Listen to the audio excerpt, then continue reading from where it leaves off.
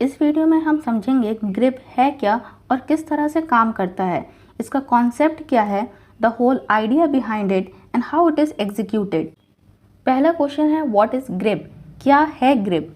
Grip experts का selected एक online platform है जो इन्वेस्टमेंट अपॉर्चुनिटीज़ ऑफर करता है। ये इन्वेस्टमेंट फिजिकल एसेट्स में किया जाता है, फॉर एग्जांपल व्हीकल्स, फर्नीचर या फिर इक्विपमेंट्स। उसके बाद ये फिजिकल एसेट्स कॉरपोरेट्स को रेंट पे दिए जाते हैं ज़्यादा रिटर्न्स पाने के लिए। लीजिंग क्या है, तो सिंपल लैंग्वेज में लीजिंग का मतलब है किसी चीज़ को रेंट पे देना। अब ये कुछ नया नहीं है, इंडिया में आज भी लोग अपने घर या दुकान रेंट पे देते हैं।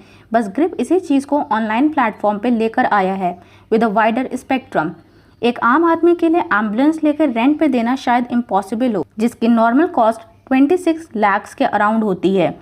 लेकिन अगर मान लें 200 लोग मिल के अराउंड 26,000 रुपीज़ भी कंट्रीब्यूट करें या इन्वेस्ट करें तो 2 एम्बुलेंस ली जा सकती है। बस यही काम ग्रिप करता है। इन्वेस्टर्स से कलेक्शन करके एसेट्स परचेज किए जाते हैं और कॉरपोरेट्स को लीज पे दिए जाते हैं और रिटर्न में इन्वेस्टर्स को मंथली पे आउट मिलता है जो ग्रिप खुद मैनेज करता है। और अभी तक इसके डिफ़ॉल्ट्स 0 हैं, मतलब अभी तक किसी भी इन्वेस्टर के पैसे ड्यू नहीं हैं और इन्वेस्टर्स को मंथली पे आउट मिल रहा है। ऑन टाइम पेमेंट हिस्ट्री 100% है, जो एक अच्छा इंडिकेशन है। अब आप सोचेंगे कौन से एसेट्स और कहां से परचेज किए जाते हैं ये एसेट्स। इसका जवाब है OEMs, original equipment manufacturers. OEM से ग्रिप एसेट्स को परचेज करता है और उसके बाद कॉरपोरेट्स को रेंट पे दिया जाता है। Let's understand with this example.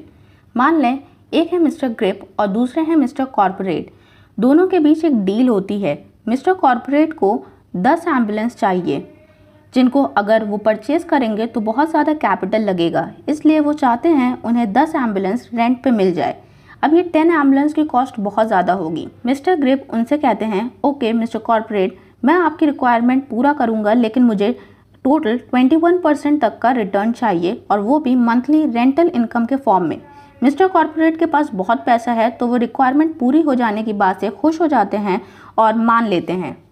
अब मिस्टर ग्रिप अपनी वेबसाइट बनाते हैं और इन्वेस्टर्स को वेलकम करते हैं, सब कुछ ट्रांसपेरेंट रखते हुए। इन्वेस्टर्स हाई रिटर्न्स देख के सोच समझ के इन्वेस्ट करते हैं, जिससे मिस्टर ग्रिप एम्बुलेंस परचेज करते हैं OEM यानी कि ओरिजिनल इक्विपमेंट मैन्युफैक्चरर से। इसके बाद वो मिस्टर कॉरपोरेट को रेंट पे दे देते हैं और जो भी रेंट उनको टाइमली मिलता है वो अपने इन्वेस्टर्स को डिस्ट्रीब्यूट कर देते हैं। आई होप आपको समझ आ गया होगा ये पूरा सिस्टम कैसे काम करता है। अब कुछ फ्रीक्वेंटली आस्क्ड क्वेश्चंस हैं जो आपको ग्रिप इन्वेस्ट की वेबसाइट पे भी मिल जाएगा, लेकिन फिर भी हम कुछ थोड़े बहुत क्वेश्चंस को एक्सप्लेन कर देते हैं ताकि आपका जो डाउट है वो क्लियर हो जाए। फर्स्ट क्वेश्चन है यहाँ पे, who can invest on grip? Any individual over the age of 18 years having a valid PAN and Aadhaar card can invest. Investment options provided on GRIP offers advantages like 20% plus IRR, pre-agreed rental income and are based on ownership of an asset. यहाँ पे कोई भी एक individual जो 18 साल का है या उससे अबव है और जिसके पास दोनों पैन और आधार कार्ड है वो इन्वेस्ट कर सकता है। मोर ओवर यहाँ पे रिटर्न्स काफ़ी हाई मिल रहे हैं, प्री एग्रीड रेंटल इनकम मिल रही है और आपको ओनरशिप मिल रही है एसेट की। Grip also follows rigorous due diligence and risk mitigation processes before listing investment options. Proper screening के बाद ग्रिप कोई भी चीज़ या फंड रेज करता है। प्रॉपर आपको एसेट्स की जितनी भी इंफॉर्मेशन है वो आपको एसेट्स के पेज पे मिल जाएगी। However, investors must be aware that the returns are not guaranteed and hence investors' discretion is advised. आप अपना रिस्क एपेटाइट को सोच कर ही इस पे इन्वेस्ट करें। इन केस आप कोई प्रॉब्लम फेस करते हैं तो आप support@gripinvest.in पे इनको मेल कर सकते हैं। सेकेंड क्वेश्चन है यहाँ पे, व्हाट इज फ्रैक्शनल ओनरशिप और को investment? Co-investment is a method in which several investors come together to pool in money to make an investment. यहाँ पे काफ़ी सारे इन्वेस्टर्स मिल के कोई भी एसेट परचेज करते हैं। द इनकम और returns generated from this investment is then shared by the investors in proportion to their investment amount. और फिर जितना भी अमाउंट वो इन्वेस्ट करते हैं उस प्रपोर्शन में उसे जो भी रिटर्न्स होते हैं वो डिस्ट्रीब्यूट कर दिए जाते हैं। For example, 3 investors invest rupees 20,000 each to buy a single motorcycle worth rupees 60,000. Each investor will receive 1/3, that is 20,000 rupees per 60,000 of the returns generated by this motorcycle over the investment period. जो भी investment period है, जितना भी जिसने invest किया है उसे उसके अकॉर्डिंग रिटर्न्स मिल जाते हैं. It can hence be said that each investor has a 1/3 or 33.3% ownership of the motorcycle, that is a fractional ownership. I hope आपको क्लियर हो गया होगा कि रिटर्न्स किस तरीके से डिस्ट्रीब्यूट किए जाते हैं. थर्ड क्वेश्चन है, how is the due diligence done. तो यहाँ पे 3 मेजर एस्पेक्ट्स को कंसिडर किया जाता है. पहला है फाइनेंशियल्स, दूसरा है कॉर्पोरेट और तीसरा है बिजनेस परफॉर्मेंस. फाइनेंशियल्स में कंपनी की ग्रोथ देखी जाती है. लास्ट 12 to 18 मंथ्स का जो भी ग्रोथ है या कह सकते हैं उनका जैसा भी परफॉर्मेंस है वो कंसिडर किया जाता है. कितना करंट कैश पोजीशन है, उनकी आउटस्टैंडिंग डेट्स कितने हैं, लोन्स कितने हैं और प्रॉफिट कितना बना के दिया है, ये चीज़ें आती हैं फाइनेंशियल्स में. कॉर्पोरेट प्रोफाइल देखी जाती है तो professional backgrounds of founders, CXOs, shareholders, ongoing litigations as well as reference calls with की customers and other stakeholders. इन सब को कंसिडर करते हैं. कौन मैनेज करता है, फाउंडर कौन है, इनका बिजनेस आइडिया क्या है. थर्ड में आता है बिजनेस परफॉर्मेंस कैसी है. तो रिव्यू ऑफ की कॉन्ट्रैक्ट्स, कॉन्ट्रैक्ट को रिव्यू किया जाता है. इंडस्ट्री ट्रेंड देखा जाता है, एसेट देखा जाता है and OEM quality to enable estimation of future performance for the lessee. OEMs original equipment manufacturer, जैसे कि हमने बताया, हाई क्वालिटी एसेट्स को परचेज किया जाता है ताकि इन केस ऐसा ना हो कि सामने से रेंटल इनकम ना आए या फिर सामने वाले को प्रॉब्लम हो. तो ये था थर्ड क्वेश्चन. नेक्स्ट क्वेश्चन है, what is the refund policy.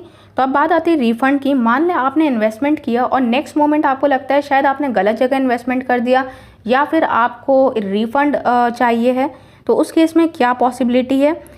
Any request for a refund is only applicable before the committed amount has been utilised for the purchase of the assets you had selected. जो भी assets आपने select किए थे, अगर वो purchase नहीं किए जाते हैं तो 15 बिजनेस डेज में आपको पैसा मिल जाएगा.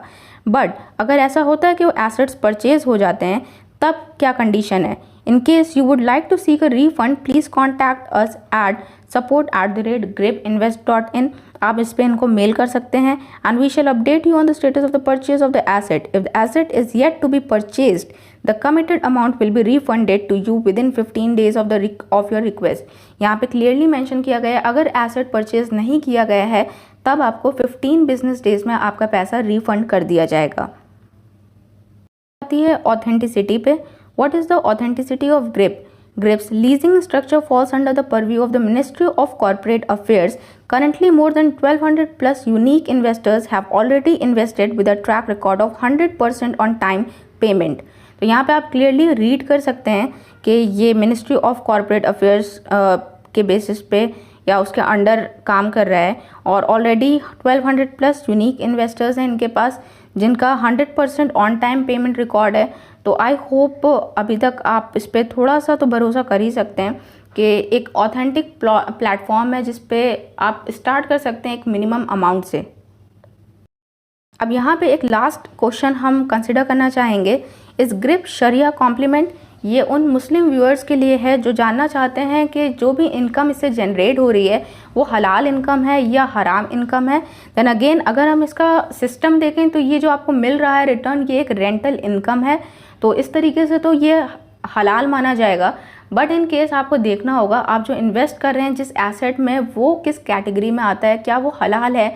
जैसे कि ड्रग्स या फिर न्यूडिटी, या हम कह सकते हैं कि कोई भी ऐसी चीज़ जो इस्लाम में हराम कंसिडर की गई है, अगर उसमें इन्वेस्टमेंट किया जाता है तो डेफिनेटली वो इन्वेस्टमेंट ही हराम है.